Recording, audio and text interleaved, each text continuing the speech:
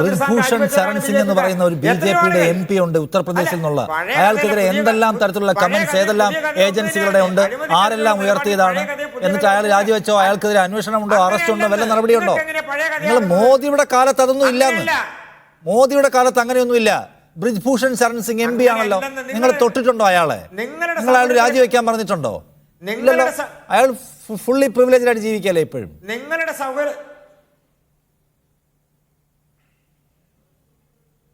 അല്ല, എന്നോട് ചോദ്യം ചോദിച്ചിട്ട് നിങ്ങളുടെ നരേറ്റീവ് പറയാനാണെന്നെങ്കിൽ എനിക്ക് വിരോധമില്ല. അന്വേഷണ ഏജൻസികൾ നോട്ടീസ് കൊടുത്തതിന്റെ പേരിൽ രാജിവെച്ചിട്ടുള്ള രാഷ്ട്രീയ ചരിത്രം നമ്മുടെ രാജ്യത്തുണ്ട്. അല്ല, അങ്ങനെ രാഷ്ട്രീയ ചരിത്രമുള്ള കാലഘട്ടത്തിൽ നിന്നാണ് നമ്മൾ ഇവിടെ എത്തി നിൽക്കുന്നത്. ഞാൻ ജയിലിൽ കിടന്നുകൊണ്ട് ഭരിക്കും എന്ന് പറയുന്നത് എന്ത് ധാർമ്മികതയുടെ അടിസ്ഥാനത്തിലാണ്? നിങ്ങളുടെ രാഷ്ട്രീയ വേട്ടയ്ക്ക് ധാർമ്മികത ഇല്ലെങ്കിൽ അതിന് തിരിച്ചുള്ള പ്രതിരോധങ്ങൾക്കും ധാർമ്മികത ആ നിലയ്ക്ക് ഉണ്ടാവും മനസ്സിലാക്കിയ പോലെ. അതിൽ എന്ത് ധാർമ്മികതയുണ്ട്? അല്ല, നിങ്ങൾ അഴിമതിക്കെതിരായിട്ടുള്ള പോരാട്ടം ഒരു വശത്തേക്ക് മാത്രം തിരിച്ചു വെച്ചിരിക്കുന്ന നിങ്ങളും നിങ്ങളുടെ കൂട്ടക്കാർക്കും നേരെ ഒരു അന്വേഷണവും നടത്താത്ത, നിങ്ങൾക്ക് എത്ര വേണമെങ്കിലും പണം വാരി സമ്പാദിക്കാൻ നിയമങ്ങൾ മാറ്റുന്ന, ഇവിടുത്തെ നിയമങ്ങൾ തിരുത്തു വരുത്തുന്ന നിങ്ങൾക്കാകാമെങ്കിൽ പിന്നെ നിങ്ങൾക്കെതിരായിട്ടുള്ള പ്രതിരോധവും അസാധാരണമായിരിക്കും. നിങ്ങളുടെ ഭരണം അസാധാരണ സ്വഭാവമുള്ളതാണ്. 6 വർഷം കൊണ്ട് നിങ്ങൾ 7000 കോടി വാരിക്കൂട്ടിയ ഇലക്ട്രൽ ബോണ്ട് ഭരണഘടനാ വിരുദ്ധമാണ്, നിയമവിരുദ്ധമാണെന്ന് കണ്ടെത്തിയത് പരമോന്നത കോടതിയാണ്.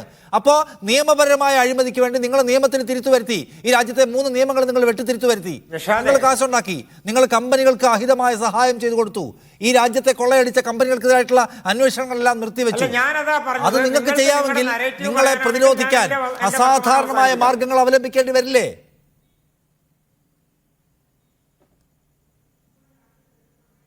നമ്മുടെ രാജ്യത്ത് അങ്ങനെ അസാധാരണ മാർഗം ഉപയോഗിച്ചൊരു ഒരു സംസ്ഥാന ഗവൺമെന്റാണ് കേരളത്തിലുള്ളത്. മാസപ്പടി വിവാദവുമായി ബന്ധപ്പെട്ടുകൊണ്ട് എത്ര കോടിയുടെ അഴിമതി ആരോപണങ്ങൾ ഉണ്ടായി. ഇവിടുത്തെ ഏതെങ്കിലും മന്ത്രി രാജിവെച്ചോ? ഇവിടുത്തെ ആളുകൾ രാജിവെച്ചോ? മാസപ്പടി വിവാദം അന്വേഷിക്കാനുള്ള സാഹചര്യം ഉണ്ടായോ? അന്വേഷിക്കാൻ കേസ് കൊടുത്ത സർക്കാർ ഈ കേസ് അന്വേഷിക്കേണ്ടതില്ല. ഇത് പറഞ്ഞ സംസ്ഥാന സർക്കാരാ നമ്മുടെ സംസ്ഥാനം ഭരിക്കുന്നത്. നിഷാദ് ഈ രാജ്യത്തല്ലേ പത്രപ്രവർത്തനം നടത്തുന്നത്? മുഖ്യമന്ത്രിയുടെ മകൾ വീണ വിജയനെതിരെ ആരോപണമുണ്ട്. നിങ്ങൾ അന്വേഷിച്ചുകൊണ്ടിരിക്കുകയാണത്. നിങ്ങൾക്ക് പോലും ഒരു ഫൈൻഡിങ്ങിൽ എത്താൻ പറ്റിയിട്ടില്ല. നിങ്ങൾ എടുത്തിരിക്കുന്ന സമയം 6-7 മാസത്തെ സമയമാണ്.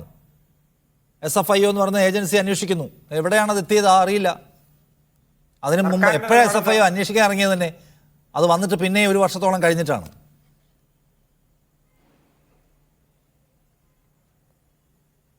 നിഷാദ്, അതുകൊണ്ട് ആം ആദ്മിക്കാരൻ നിങ്ങളുടെ ഭാഷയിൽ ഒരു പ്രശ്നമില്ലാത്ത ആളുകളാണ് എന്നുള്ളതാണ്. എന്നാ പിന്നെ മനീഷ് സിസോദിയക്ക് പുറത്തിറങ്ങി പോകുന്നൂടെ? അങ്ങനെയൊന്നും പുറത്തിറങ്ങി പോരാൻ പറ്റാത്ത കുരുക്ക് നിങ്ങൾ ഉണ്ടാക്കിയിരിക്കുന്നു. ആം ആദ്മി പാർട്ടിയുടെ മദ്യനയ അഴിമതിയിലെ പ്രശ്നം, നിങ്ങൾ 2G സ്കാമിൽ ഗുരുതര അഴിമതി പറഞ്ഞവരാ. എന്നിട്ട് 2G സ്കാമിൽ നിങ്ങൾ ആരെയാ കണ്ടെത്തിയത്? ഏത് അഴിമതിയെ കണ്ടെത്തി ശിക്ഷിച്ചത്? ഞാൻ പറഞ്ഞത് നിങ്ങൾ ഏത് പ്രതലത്തിലാണ് നിൽക്കുന്നത്? കൃഷ്ണദാസ്, നിങ്ങൾ ധാർമ്മികതയുടെ ഏത് പ്രതലത്തിൽ നിന്നുകൊണ്ടാണ് അരവിന്ദ് കെജ്രിവാളിനോട് അഴിമതി വിരുദ്ധതയെ കുറിച്ച് സംസാരിക്കുന്നത് എന്ന കാര്യം അവിടെ ഉള്ളത്?